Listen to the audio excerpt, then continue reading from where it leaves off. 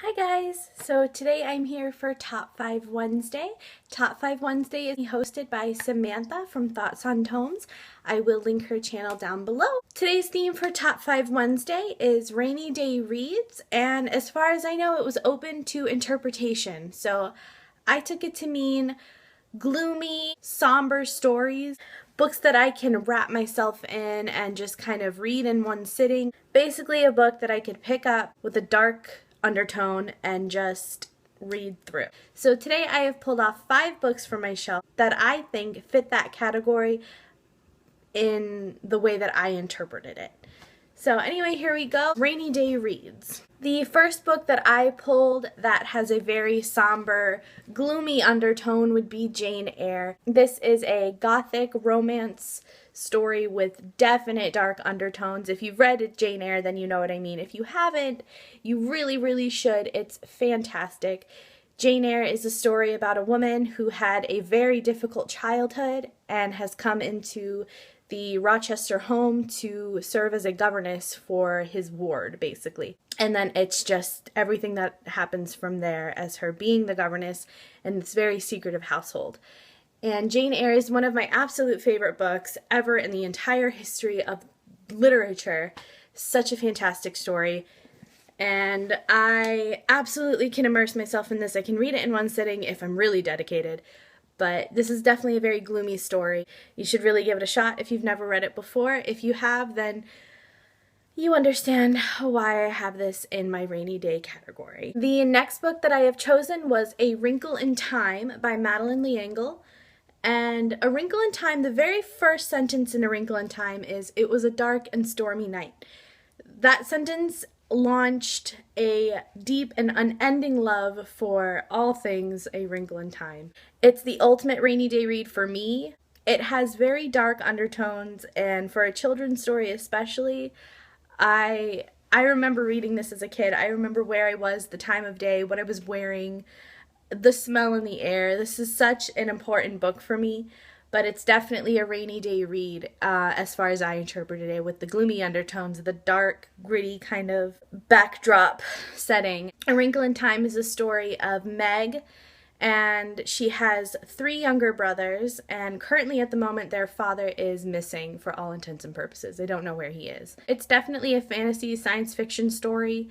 I say both because it has elements of both. But yeah, so Meg is kind of trying to figure out what happened to her father, and in the process, her youngest brother, Charles Wallace, kind of goes through changes. Without me spoiling too much, just Charles Wallace goes through a lot in this book, and so does Meg, in an effort to stitch her family back together. Definitely read A Wrinkle in Time if you love science fiction or fantasy, or if you're looking for a quick read, because this is a quick read. It looks pretty thick, but this is because I have the Barnes & Noble Classic Edition, and that has the first 3 books.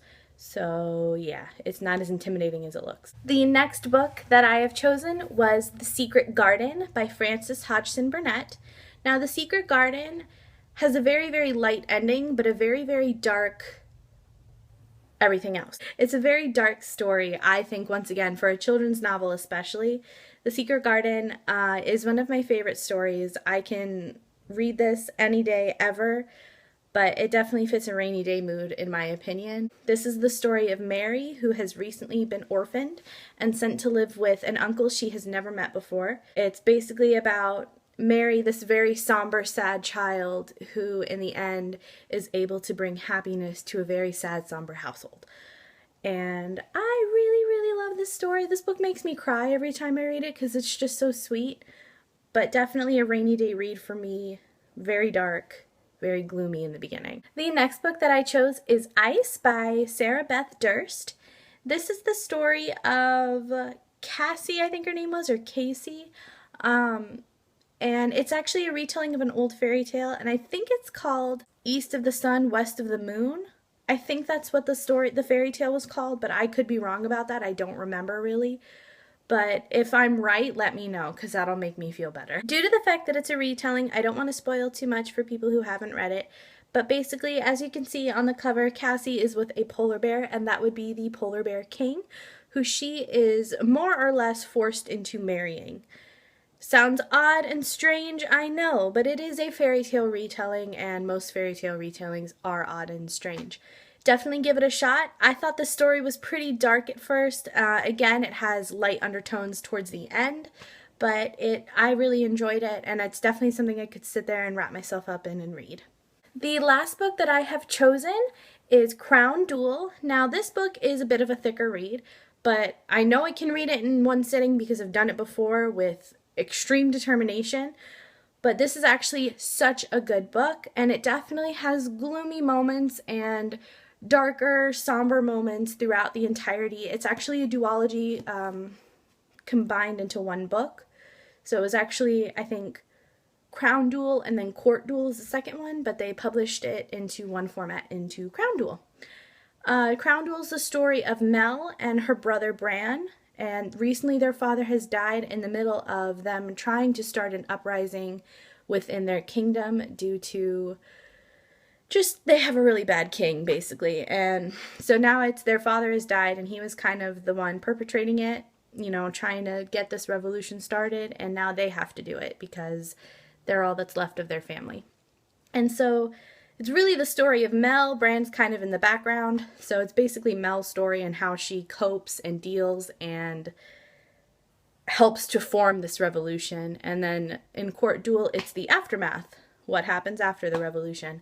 So definitely read Crown Duel if you like fantasy novels. If you've read anything by Sherwood Smith, you should read Crown Duel for sure. This is the best Sherwood Smith book I have ever read, and I flipping love this story so much.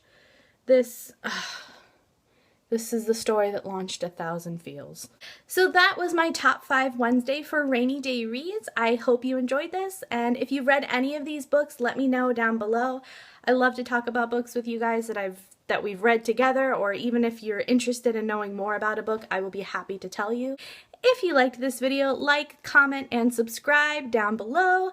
Let's be friends. I love having friends, and I will see you in the next video. Bye!